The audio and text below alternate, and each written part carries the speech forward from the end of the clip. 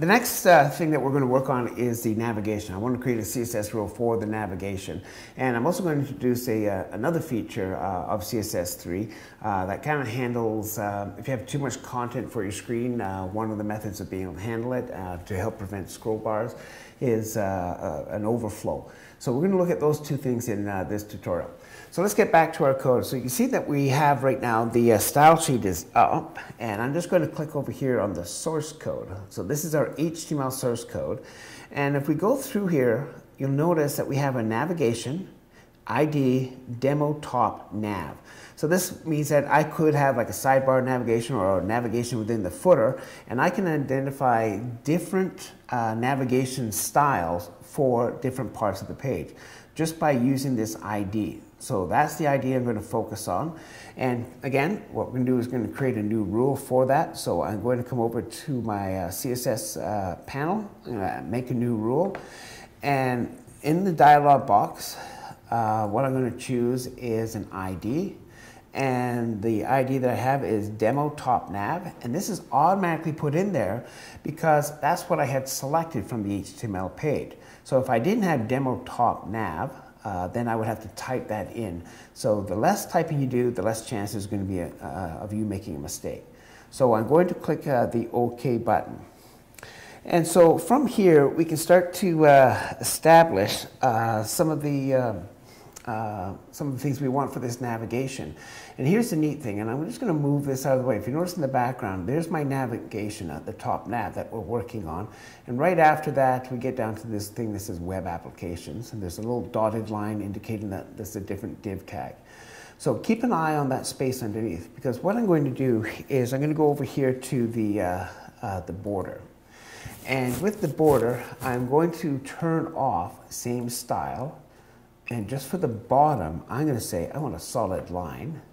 Again, with the width, turn that off. And I'm going to say I'm going to make that to maybe 2 pixels thick. And again, turn this option off so I can then choose a color. I'll maybe do like a kind of a dark red.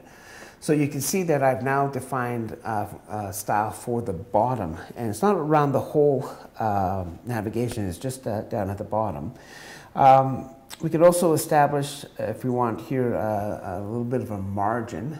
And if we go back to the box, this is where our margins are usually set. And I'm going to set up, again, not for everything, but just for the bottom. I'm actually going to type in 2, and rather than pixels, I'm going to put in the encapsulated memory, or EM. And I'm going to click the OK button now. And watch what happens. Now all of a sudden, there's a line down here that separates the navigation from what we had before. And if we zoom out a bit, and we go back into our first.css file, here's the code that's been written for us. So again, we could write this code, or we get Dreamweaver to write the code for you. So it's whatever you're comfortable with. You don't have to do one or the other, but whatever you're most comfortable with. I'm going to add one more rule for this particular tutorial. I'm just going to refresh the page. And then I'm going to hit this button here to add a new rule. And again, in this rule, I'm going to go after a specific ID element. And notice how the element wasn't in here because I didn't have anything highlighted. In fact, right now, the CSS page is highlighted. So I have to type in the rule. And so the rule I'm going after is the demo hyphen main. And then I click the OK button. And what I want to do with this, and this is a bit of a new one, and that's, I'm going to come down to the positioning category. And under the positioning category, I am going to look for the overflow, and I'm going to set it to hidden. Okay, and then I'm going to click the OK button. And I'm going to explain what this does in just a minute. So down here, there's the code for it. And what the overflow hidden does is it basically means that if content is inside of this particular div tag, if that content exceeds the width of the browser, then you're just going to hide that content. So anything inside of the demo main div tag and if it's this wide and then the browser becomes less than that width, what will happen is that particular content is going to be removed. It doesn't display anymore.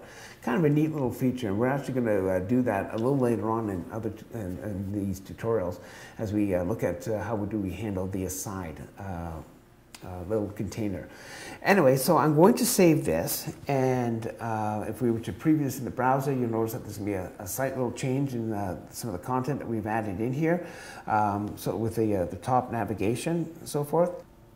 So at this point, we're going to go over to the browser, and we're going to refresh it, and you'll notice now that the navigation is a little bit different. There's a little more spacing in there. The main body also has been realigned a little more.